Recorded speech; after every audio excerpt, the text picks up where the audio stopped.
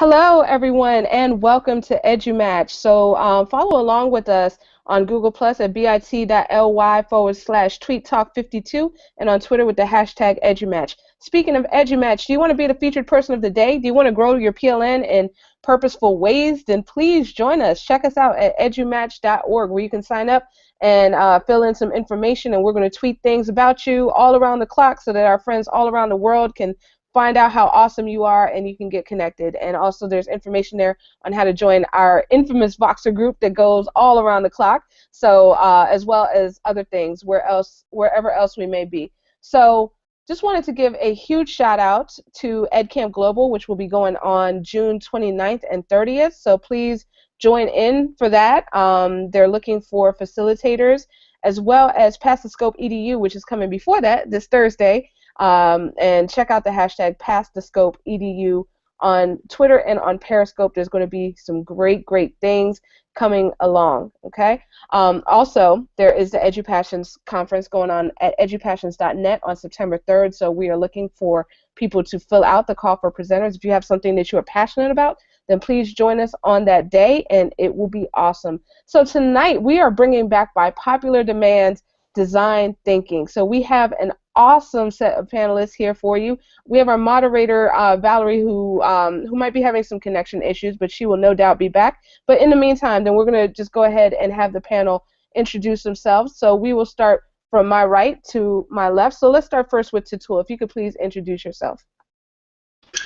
Yeah, my name is Toutoule. I'm from Southern California. I am a independent consultant now, and I'm doing some work with creating makerspaces in the classroom environment, not just having a makerspace as like an after-school project, but actually integrating makerspaces into the regular instruction day. So my dissertation was actually on STEM integration, and this design thinking came out of, was a big part of my research. So I'm really excited about design thinking and integrating design thinking into instruction as well. All right, fantastic. Happy to have you here. All right, let's go next to Stephanie. Hi, I'm Stephanie Filardo. I teach in St. Louis, Missouri, job switch, so I keep saying the wrong city. And I'm going to be teaching technology and computer applications this next year at the high school level, and I'm really excited about design thinking because it works so well in both of those content areas. So love it, love it, love it. Awesome. We can definitely sense your enthusiasm, so very glad to have you here. We next have Jessica, who's joining us for the first time. So Jessica.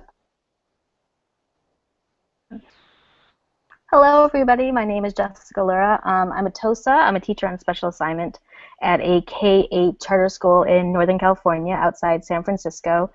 And I work with students and I work with teachers. And I do design thinking with students. I've taught first grade using design thinking, 8th grade, where I've used design thinking with students, as well as used it with my teachers to help solve actual different school problems. And so I'm really excited to continue the conversation to talk about how we can use design thinking to really support student learning and kind of making our schools better and providing opportunities for students to just learn more, as well as have teachers feel supported. So thank you. Great. Very happy to have you here. And next we have Adam, who's also new to our panel. Yeah, hi. My name is Adam Brown. I'm a principal here in Chesapeake, Virginia. For 3 years, I was a principal for an elementary school that was for students with emotional disabilities. And actually this year, I'm overseeing the elementary school and our middle and high school at the same time. And they're all with students with emotional disabilities and special ed students in alternative setting. And I'm using design thinking a lot with trying to navigate covering 2 buildings with a lot of support staff, a lot of teachers, and I actually got to use a lot of it this week with some of my administration, and it worked really well, so I'm looking forward to this chat. Awesome. We are so happy to have you here. And now I'm going to kick it over to our fantastic moderator, Valerie, so if you could please introduce yourself, and I'm going to let you take it away. Awesome. Well, I am Valerie Lewis. Thumbs up if you can hear me fine. Awesome.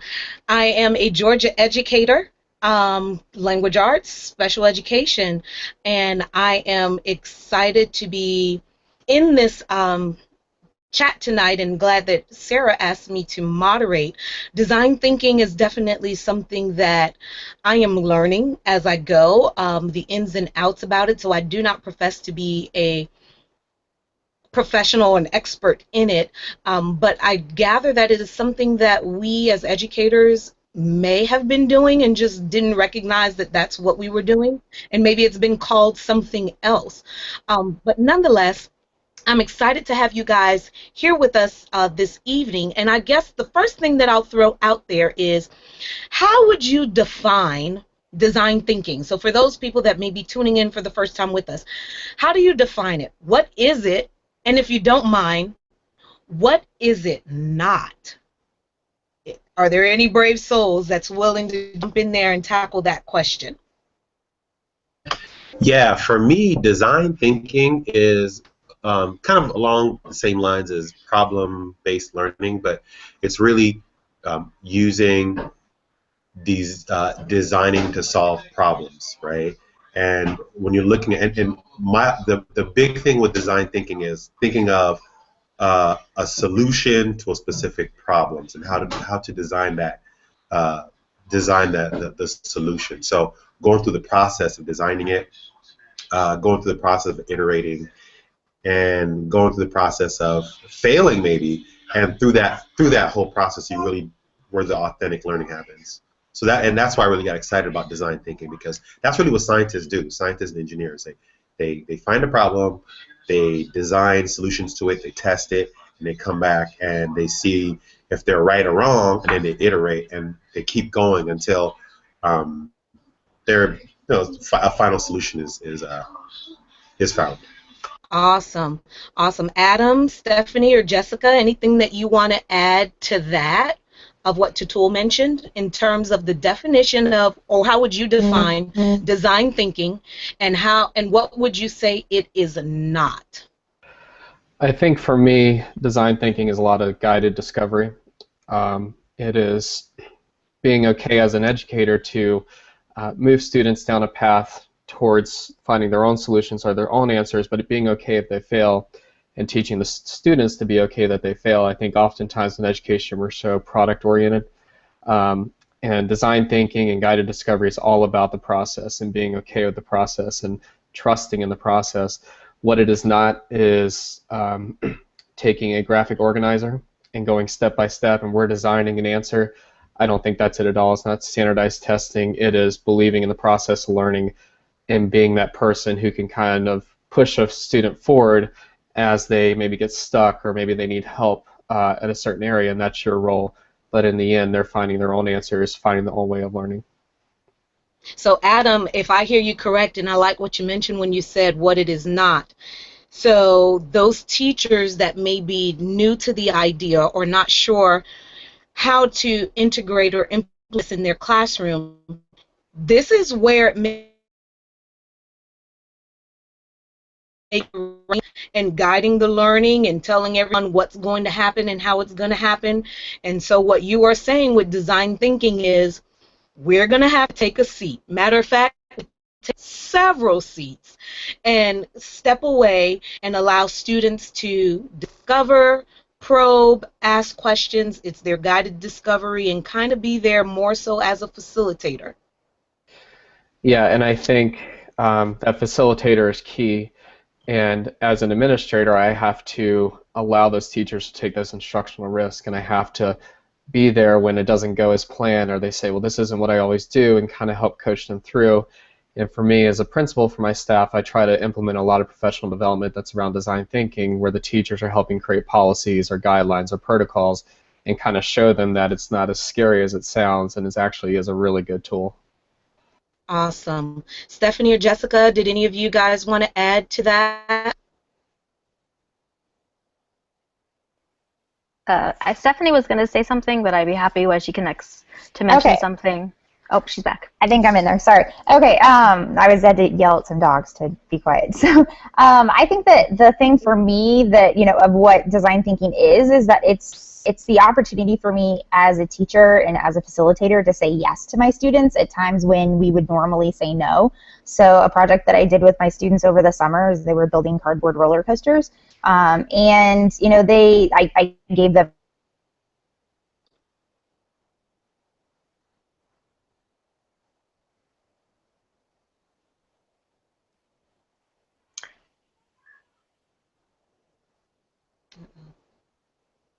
I have something to add as well. I guess I'll stop as well when Stephanie comes back. But I think one of the biggest important parts of design thinking as a problem-solving process is it really focuses on the user, and so empathy plays a huge role in design thinking, and I think that's what makes it different from something like just like the plain engineering process, and often what project-based learning or problem-based learning often has, is that you really think about the user, and the beginning part really is that developing empathy for the user. So you're not designing something that's just fun for yourself, but it's about the person that you're designing for. And I think that makes it really powerful for students, because that gives them an opportunity to really think about others and their point of view, the other person's point of view, their user's point of view, rather than their own. And I think that's what makes design thinking so powerful, and it makes what students learn from the process so powerful.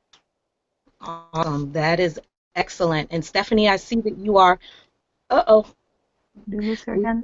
Stephanie, but what you mentioned there, Jessica, was definitely key, you know, where you talked about focusing on the user. So it's not about what we want and what we want to see, but making sure that this product or this service or whatever it is that we're designing has the user in mind. So it's almost beginning with the end in mind, and making sure that every aspect of this is truly human-centered. So that is definitely a great point. And so just to recap what you guys mentioned, guided discovery, problem-based to get to a solution. It's an opportunity, as Stephanie was mentioning, to say yes, and I love that, and the fact that it focuses on the design. So now that we said that, I think segueing into our second question, why is this so relevant and important to 21st century and future-ready schools and instruction? And so if you don't mind, Jessica, you would jump back in with why you think this is more than just a buzzword. This is more than just a trend in education. Why is this relevant? Why do you think this may have some sustainability? I think it's relevant, and it's really important for currently, and as a kind of future-ready learning, getting students prepared, is that our students are obviously going to be solving a lot of problems in the future, right? I mean, we're trying to solve problems. They're going to have even more problems. And I think that one of the reasons that problem solving often fails is because you don't think about the user. When you're trying to design a solution for changing someone's mind about something, you need to understand who the person is you're trying to change the mind of, otherwise it's just not going to work. And so it's not, if you can't put yourself in the mind of whomever you're designing for, you can't actually solve the problem. And I think that our students, to be 21st century learners and global citizens and be able to contribute to the world, they need to be able to solve problems. And if they can't actually articulate what the problem is, as well as actually solve the correct problem, they're not going to be successful. And I guess I don't know if that makes sense, but kind of like if I was going to be designing a new school, well, I should be looking at who, like, okay, so great, I'm designing for a school for first graders. Then the person we should be talking to, among other people, are first graders. You know, what do first graders actually need? How do we actually solve for their needs? And if you don't take the user's feedback into consideration when you're designing solutions, you're not actually designing a real solution. And I think that that's going to be really important as we move forward into a more global society where you're going to be interacting with people who have very different points of view from you, who are very, like, you might not you don't understand their context, you may not understand where they're coming from, and I think that design thinking helps with that.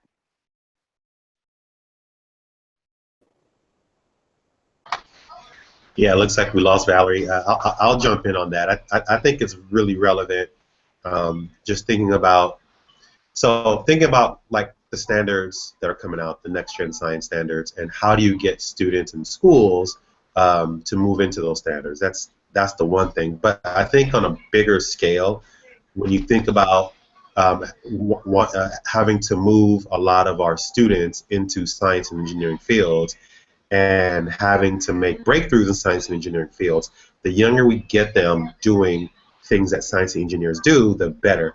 And the better they are at designing something and coming up with authentic solutions, I think it allows us to be able to get those students into a situation where they can start to make, all these new technologies that we're going to need to compete, in this 21st century. So I like this focus on science and engineering and technology, and this design thinking just goes hand in hand. It's like a hand in glove. Like if you're going to focus on science and engineering technology, students have to start designing things on their own and coming up with their own solutions.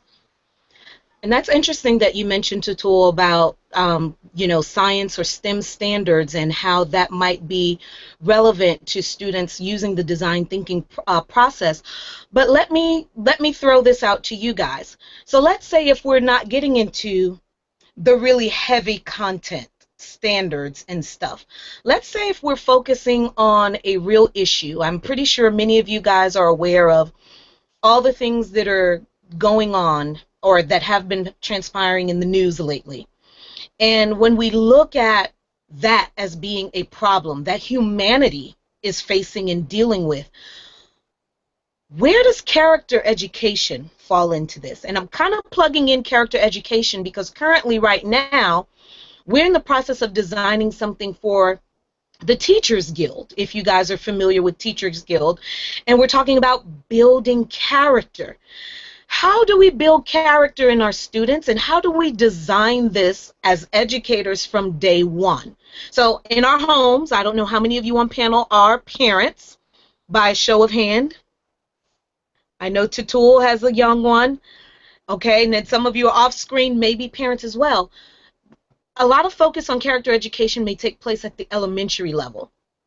But when we start getting into middle school and high school, that no longer seems to be a heavy. How do we, as you talk about things that are relevant, that may not be science, that may not be math, that may not be the content, so to say, how do we implement things like character education into our classrooms and say that that's also equally as relevant as anything else? Anyone want to jump in, or Adam? Yeah, I'll jump in. I think oftentimes in education we're afraid to talk about the real issues or what's going on in the world, or afraid to have honest conversations with our students.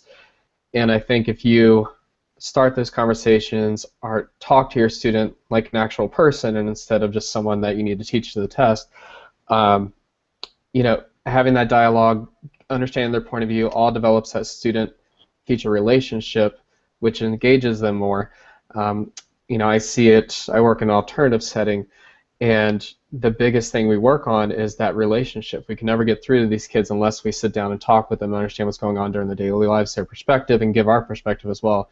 If I don't do that, I'm never going to get that student engaged, and I think that's even just as prevalent as an alternative setting as a comprehensive setting. So it's just treating these students as people and getting their point of view, respecting their point of view. If you can do that, you establish that relationship, and then learning just branches out from there. And you can throw in any content you want after that. They'll listen to you, but until you do that, they're not going to respect you in that light where they will be engaged no matter what.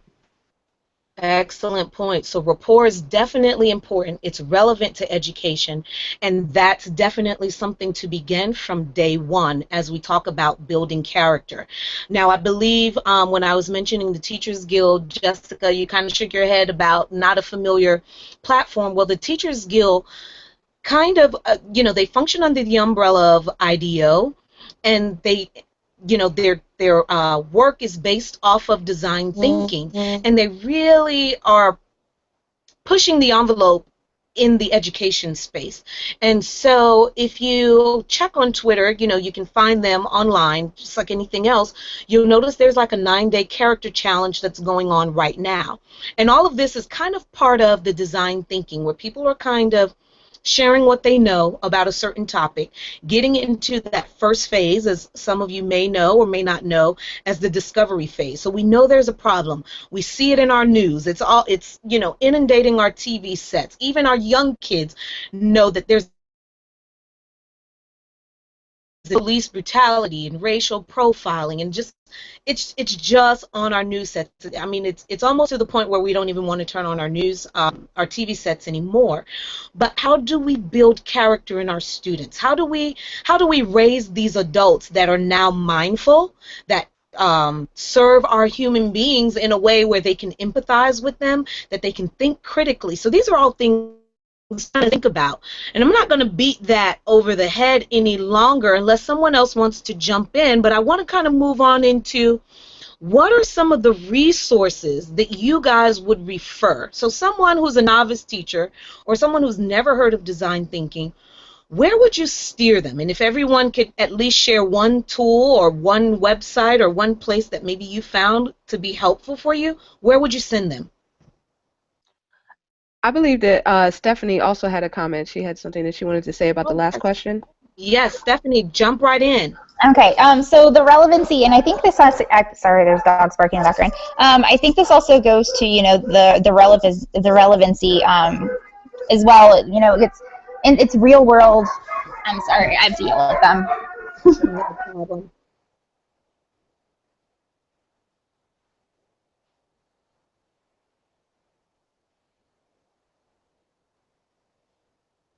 While we're waiting for Stephanie to come back, if anyone else wants to join. And, sorry, they were noisy. No problem. Okay, so it's relevant because in the real world, it's a process. It's a constant process. Like with my job, you know, I'm constantly evaluated and given feedback, and it's not that was good or that was bad, and then that's the end of it. It's this constant feedback cycle, and it's a process. And I think we teach character within that just by our interactions that we have with students, but most importantly, the interactions we have with each other. So as administrators, as co-teachers, you know, as coaches, as whatever our job is within the school system, you know, that's something that we're living every single day, and the students see that, and I think they learn more from that than anything else we have to really teach them.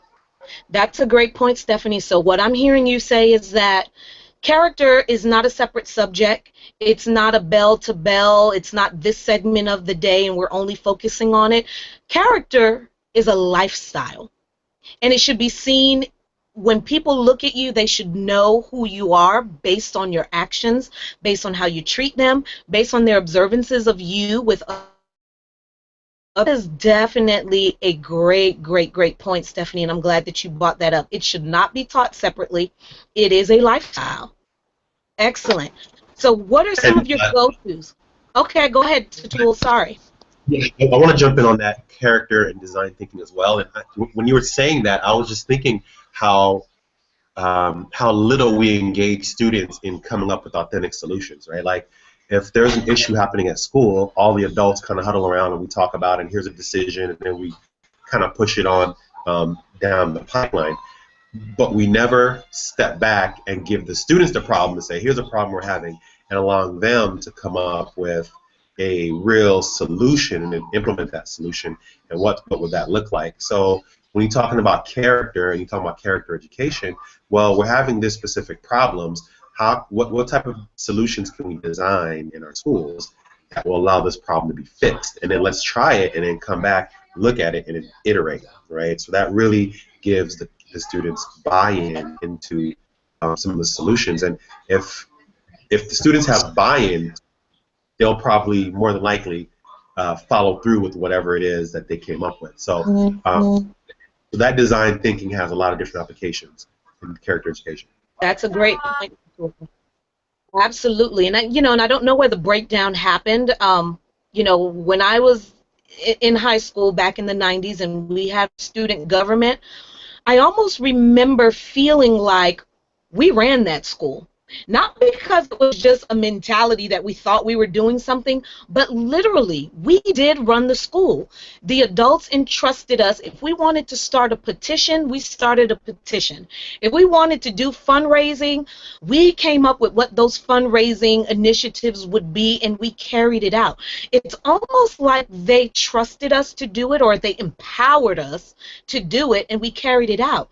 But slowly but surely, somewhere over the last 10 or 15 years, it almost appears as though the adults have taken back the reins. We don't trust the kids to do anything, but yet we expect them to be critical thinkers. We expect them to be innovative, but yet we don't equip them and empower them, like you said, Toutoule, with those authentic situations where we can see them carry it out, and they get that practice and they get that buy-in. So I'm not exactly sure where that breakdown happened. I don't know if it became the focus on standardized testing, and so it was out with everything else. But I was in school, I felt like perhaps design thinking was alive and well, and now we're probably just circling back around to it. I don't know. What are you guys' thoughts on it, or am I just off in a cloud somewhere on my own? I think for me, the byproduct or side effect of the age of accountability is exactly what we're talking about. I see teachers who are now afraid to teach stuff that's not on the pacing guide or what's strictly related to a standard. Even as a principal, me telling them that's my requirement of you, they're saying, oh, we can't do that, we can't do that. I think it's been 20 years of this push towards standardized accountability and this sort of meat and potatoes approach to learning, and I think the pendulum's starting to swing the other way. And I think that stuff like design thinking is part of the movement that's going to push it back to where the students do have a say or do have a voice, but I think it is going to be another 10 to 15 years before we actually get to where we want to. But I think the more that we talk about it, the faster it's going to swing back. Awesome. We all are riding this wave, and we're going to be part of this movement. It's almost like a revolution all over again, and I'm excited to see where things will go. So speaking of those resources, does anybody have any resources they want to throw out there? I have a couple of my own, but I'll open up the floor to you guys if you want to share where to get information on design thinking. What are your tried and true methods or go-to places? You know, Valerie, I was thinking right now if there was a site that I go to or somewhere specific, but my go-to has been my PLN.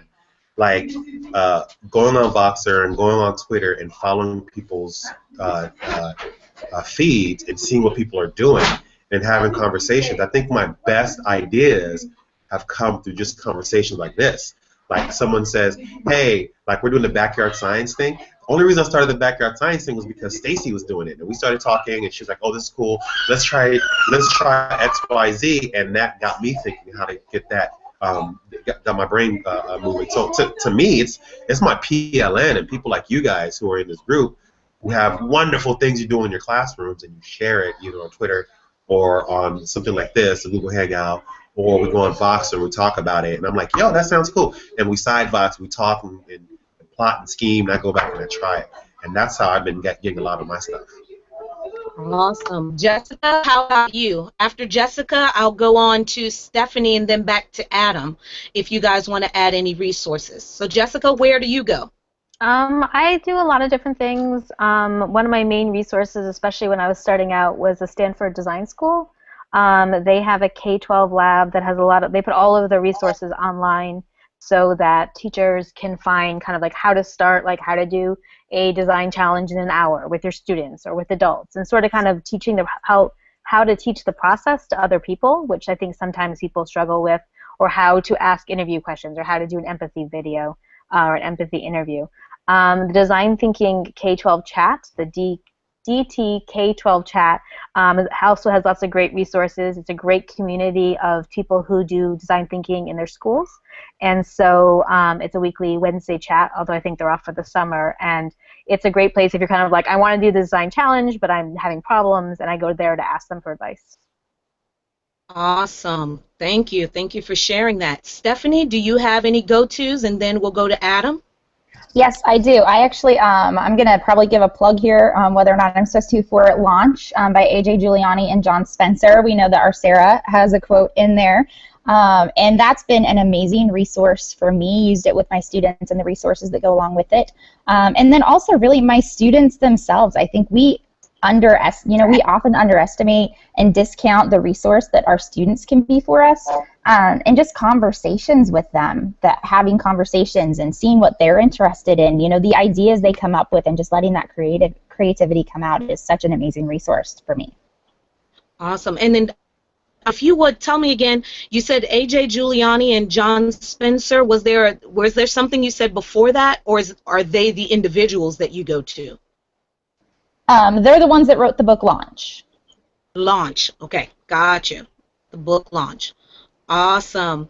And Adam, how about you? Are there any go-tos that you have when you're looking for things, centered around design thinking? Yeah, I've been using a lot of, it's a free app, but just the Adaptive Schools app. Has a lot of strategies for effective communication.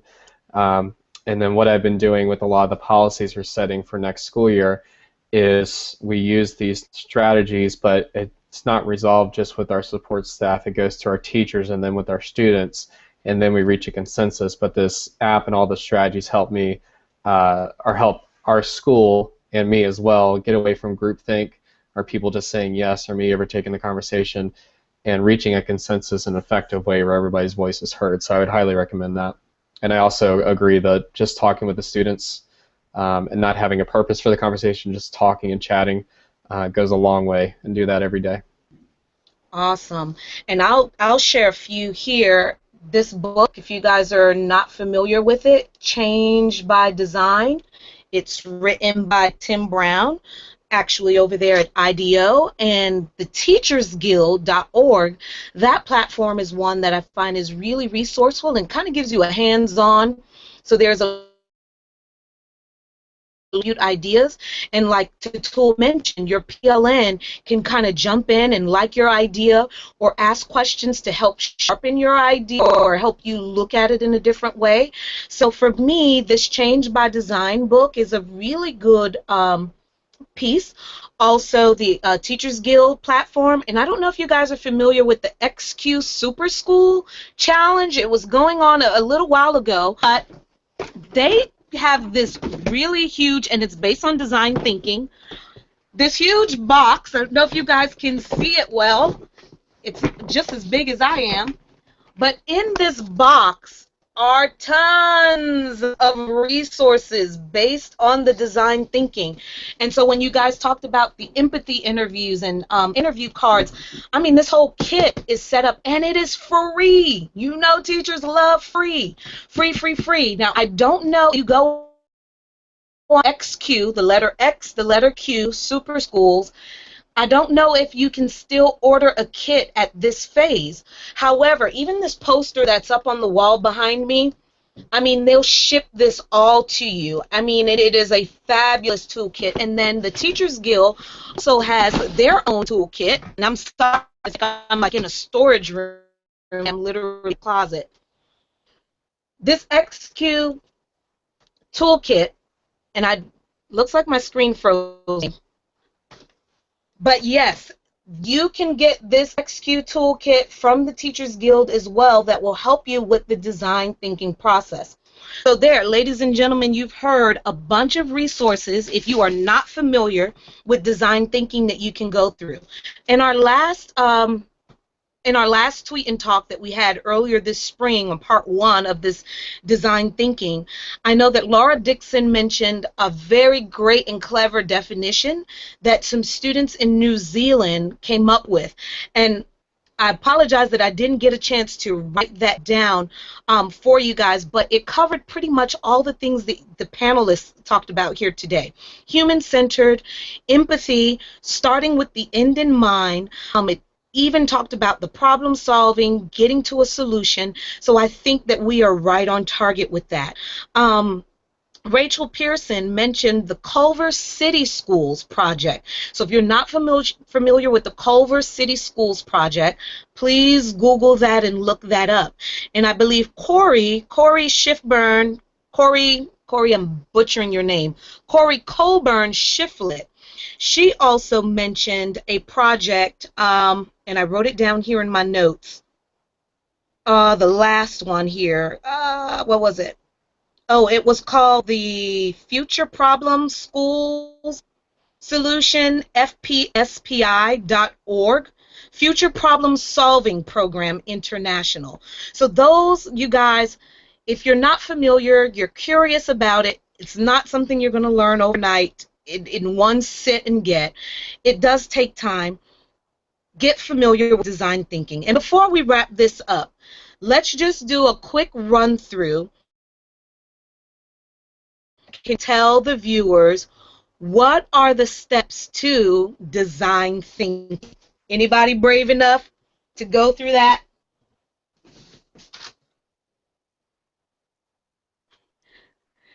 No takers?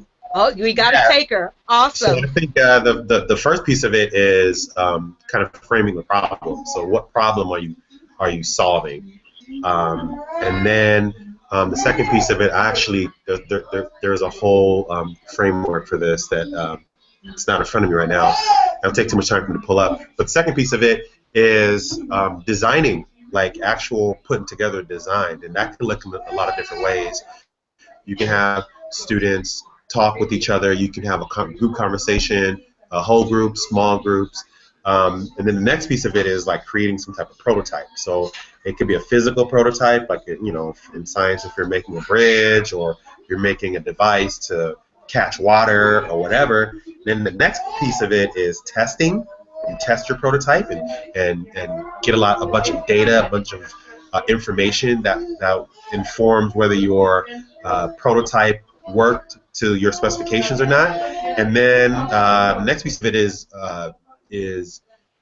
talking about the results, communicating the results, what the results were, if the results kind of met your initial thoughts. And the last piece of it is iterating and thinking about what you're going to do next, and you start the process all over again until you get to a point where you're satisfied with the answers that you got. That's the rough version. That's the rough version. Stephanie, Adam, Jessica, any of you guys want to add to that, or if you have a different set of steps that you want to share? I would say I agree completely with that, except that I would definitely add empathy into that. I think, again, that is what makes design thinking different than just kind of the engineering process or a lot of other processes, is that when you're really part of the defining your problem in the beginning, again, is understanding your user. And so that's, they call it empathy, but it's really going out and figuring out what your user needs, what your user feels, what they look like, the different things, so that when you define your problem, you're defining it within their context, not necessarily your context. And so I think that's a really important part of the whole process. Absolutely. Thank you. Anyone else want to add anything? Yeah, I would say, as you go through the process as an educator, there's going to be times where you want to jump in and solve the problem for them or try to steer them a certain way. And I think with true design thinking, you really just have to trust that the students are going to find their own way towards discovering what the answer is. But checking in with them frequently, letting them come ask questions, but never take over. And I think that might be a hard thing for educators to get around, but and it's hard for me as well. But just trusting the student learning, checking in, making sure they're okay, but letting them find their own way towards their answer. Awesome. Awesome. And Stephanie, did you want to add anything? Yeah, I think the main thing is really just kind of adding in there that know that it takes time to do this, and if it is worth doing, it is worth taking the time to do it. And that is something that we are so often afraid to do, because we do get caught up in the pacing guides that come down, and know that it's going to happen naturally. You just have to let it. Absolutely. Absolutely. Well, you guys, this has been great. I know there was one more thing that I, wanted us to be able to do, which was kind of go through some of these of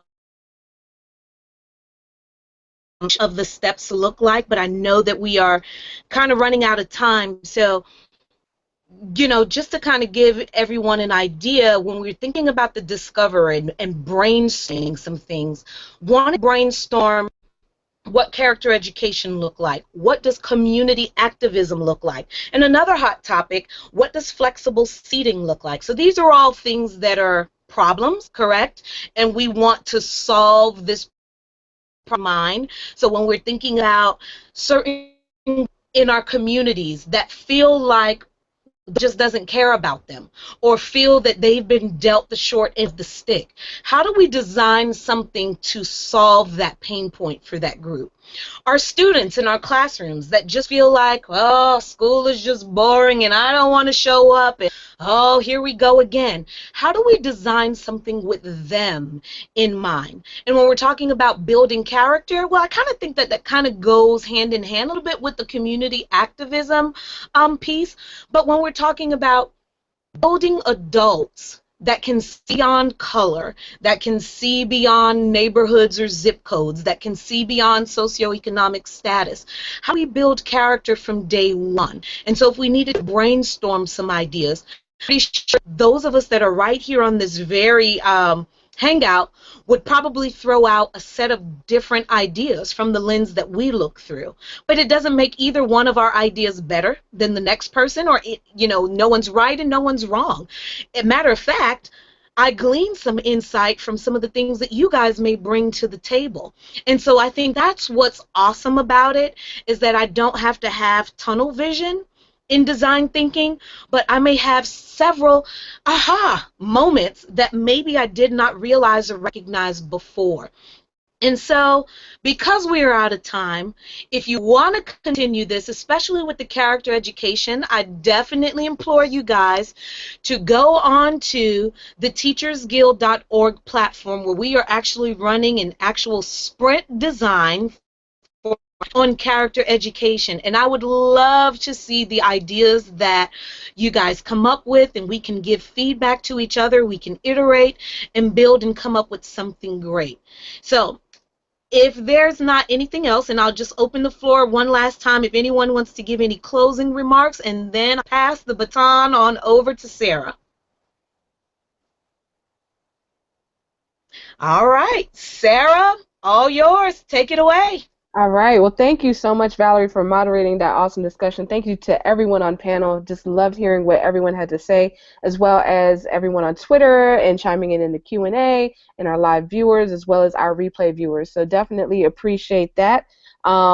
This podcast will be transcripted. The transcript will be going out soon. Well, the transcript from Twitter, we're not going to take all of your words and transcript those, but the Twitter transcript will be going out in a couple minutes, and the audio will be saved as an iTunes podcast. So next week we're going to be talking about student perceptions regarding technology in education. So that's going to be a special episode moderated by Ron Madison. So would love to have anyone who has a student that is nearby, then please feel free to sign them up. We would love to have them on panel for hashtag StuVoice next week. So that's going to be great. Anyone can be a panelist. Just leave a comment on our Google Hangout page. In addition, we're going to bring back this topic for part 3 because we've had so much passion, so much conversation about it. So it's scheduled now for November 6th. So if you're interested in signing up to be a panelist on that, then the link is bit.ly/tweettalk66. So it's going to be our 66th, well, that's not true, but it's going to be our week 66 episode of Tweet and Talk. So definitely sign up for that. So a couple shout outs before we sign off officially. So this Thursday coming up, we're going to have hashtag PassAScopeEDU. So huge shout out to Valerie, who is our moderator tonight. She is the brains behind that operation. But definitely check that out on Periscope and on Twitter. The following week, there will be EdCamp Global, so check that out, edcampglobal.wix.com/edcamp.